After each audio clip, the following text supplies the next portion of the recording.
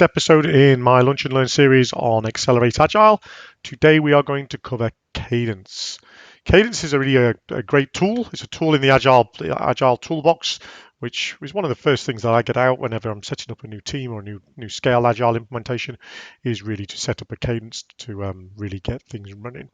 So we'll cover that. We'll cover some of the features of Cadence, some examples through examples in life and in the context of business.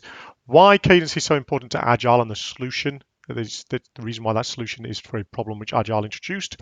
Why it's the only game in town when we're working at scale. Who's it for? Who should be using Cadence and who should be managing the Cadence? And then I'll run through a typical implementation of what at scale, or if you want to work smaller than that, you can just drop those top tiers off, but I'll show you at scale.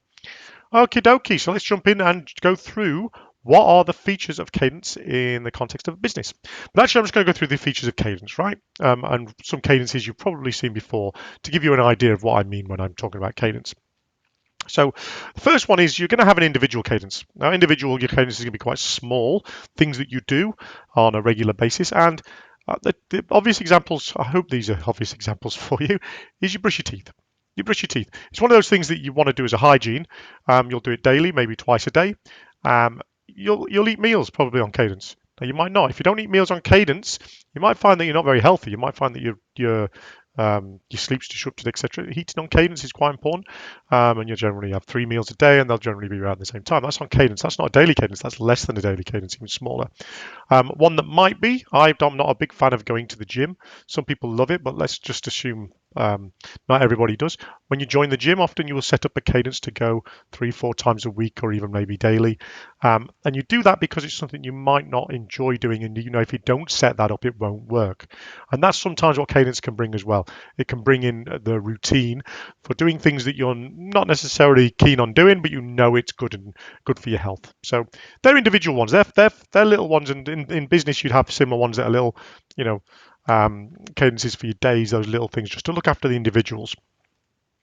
In small groups, so we're looking at teams now, but I'm looking again just in small groups in general in life. I put meals there again. So if you're in a family and you may have meals separately, but a lot of families like to have their meals together. So they set up a cadence so everybody knows to be there at that time and eat their meal. And you can do the same. If we're talking about a team in a business, that the equivalent would be a team meeting on a cadence. And then small groups with friends, you might have a weekly cadence of meeting with your friends once a week. I could think of loads of examples here, but I just wanted to keep this quick and simple. So a small group pizza eating group of 4 to 6, for example. And then we go on to the bigger groups. Well, I'm thinking about things in my life. One thing is that's very big is the weekend sport competitions I'm in, which has got thousands and thousands of people. Well, that's on cadence. That's every weekend, either on a Saturday for the kids or Sunday for the adults.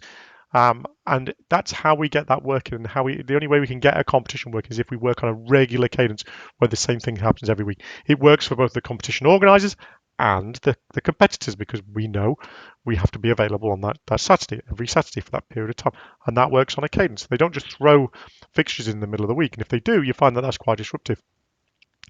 The other one that's for a very big group is your bin collections. And this is a colleague of mine, Richard, who's an Agile coach, suggested this. He woke up one morning and said, "Oh, that's a good thing that's on cadence," and it really is. The bin collections on cadence. Think about how good that is. Your councils are limited capacity. They're a limited capacity, a huge amount of demand, but they understand their demand. They understand the demand. They understand their capacity. So they've set up a cadence to come and collect your bins. In my case, every Tuesday morning. My responsibility is to know that cadence and put my bins out, and it just works. It just works because it's on cadence. Now, back in the UK, they don't quite have that. In the UK, the bins would be every 7 days, and if there was a public holiday, bank holiday for those who are familiar with the UK language, bank holiday, it would just be the next day, so it'd be 8 days. That creates all kinds of confusion. They still do it as far as I know. So your bins will be collected on Monday one week, then you have a bank holiday on the Friday, then it'll be on the Tuesday the week afterwards. And you have to know this stuff, and it's very complicated. The cadence of the bins here is much more straightforward. So there's some cadences, there's some examples of cadences, and they're all They all work. Cadence works. It works really, really well. In the example of the bin collection things, but it works because there's certain understandings. Everybody knows what's going on. Nobody takes priority. Nobody says, "Well, I want my bin collected now. Mine more important than everyone else." Everyone just understands that to get these things done at scale, you need cadence. You need a set of rules and etiquette to keep to. Okay. I did mention at the beginning this is a bit of a solution to a problem for Agile. So I want to quickly jump into why cadence is something that's talked about now in business in delivery circles that wasn't necessarily in the past. Because in the past, we used to run projects all in the same way. The traditional way, waterfall might be one way of calling it, but I'll just call it traditional. And we would always think that we could fix scope and we would manage or get a project manager to manage the time and the budget. And that's how we did it. And as a consequence of doing that, we'd end up getting a Gantt chart, and it would say on day one we'll do these, on day three we'll do this, day 73 we'll do all of this, then we'll be done. And there'd be ad hoc things happening all over the place. And that was okay if you want to run your projects like that. But then Agile came in and said, actually, in Agile, we want to focus a lot more on quality, a lot more on scope.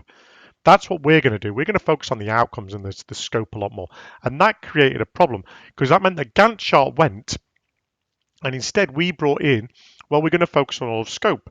Well, you could still keep a Gantt chart technically, but that would be a nightmare, wouldn't it? Also, you want to really be putting all of your brain activity and all your effort into managing the scope and looking after the scope. You don't really want to have to manage scope, time, and budget.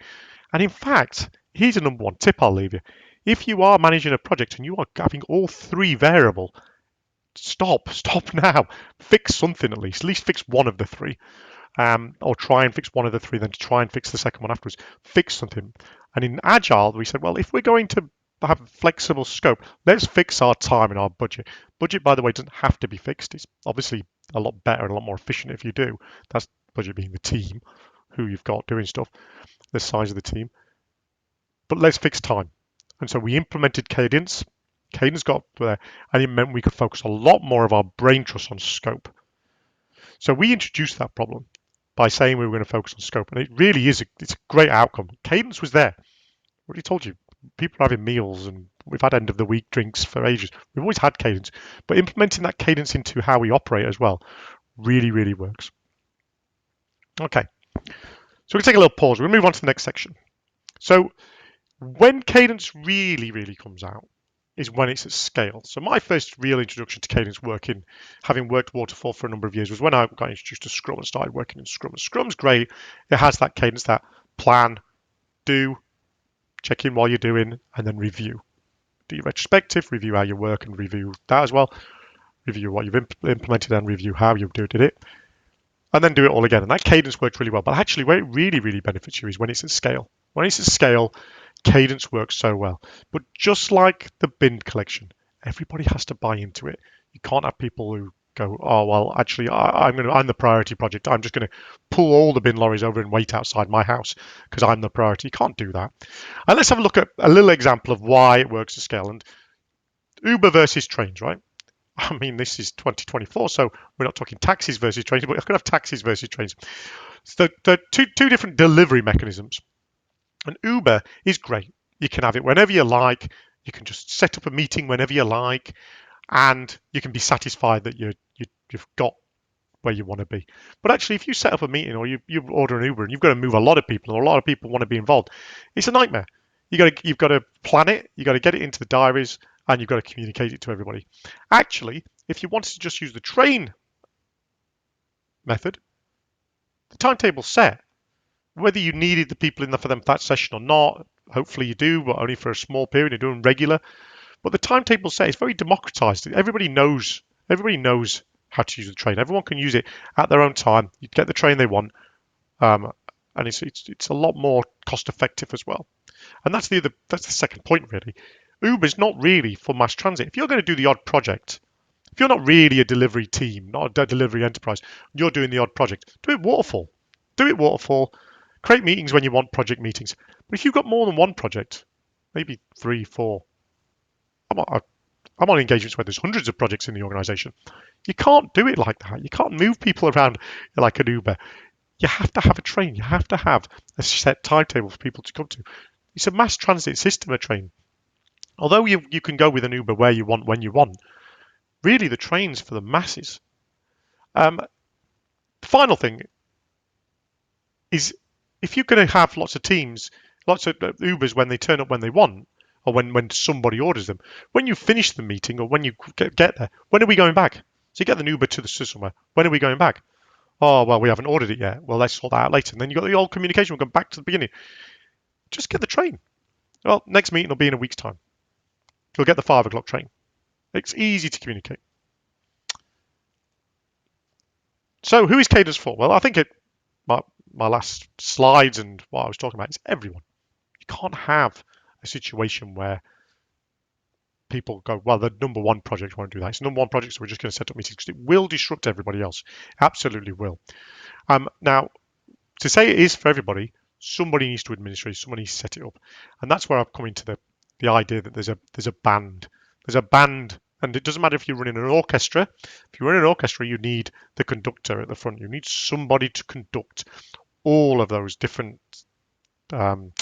instrument groups within the band. In a small band like a four-piece band, like the Beatles, Ringo set the beat. Nobody else could do it. You need one person who sets the beat, and everybody needs to respect that. If Ringo plays faster, everybody plays faster. Ringo slows down, everybody slows down. You can't have people just going, oh, well, we want to run this different beat. So it is for everybody, but everyone's got to understand that somebody just sets the beat. Now, the reason I like using Ringo, Paul Ringo, it's not the superstar. You don't need to be the superstar. The person who does that is really a servant leader for the whole team. They set the pace, and everybody else gets to deliver. Everybody else gets to stand at the front and play the guitar. But the pace is being set by one individual or by a select few individuals who set it both at the enterprise level and at the team level. Right, let's jump into a simple implementation of cadences. I recognise I'm talking about cadences, so it's cadence, but you're really going to have probably 3 sets of cadence. And that comes down to those things that we started with. You're going to have an individual cadence, you're going to have a small group cadence, and you're going to have a big group cadence. So the individual cadence makes common sense. You're going to do things daily. You might do it with others, but you're doing it for yourself. And those are things like the daily check-in. Check on an activity. I'm going to have an opportunity every day to check in with the other people who I work with on a regular basis. So you have a daily stand-up. It should be quick. This is not this episode is not about ceremonies, so I'm not going to go into that too much. But you're going to have a daily cadence. You have a small cadence where small things get looked at, activity.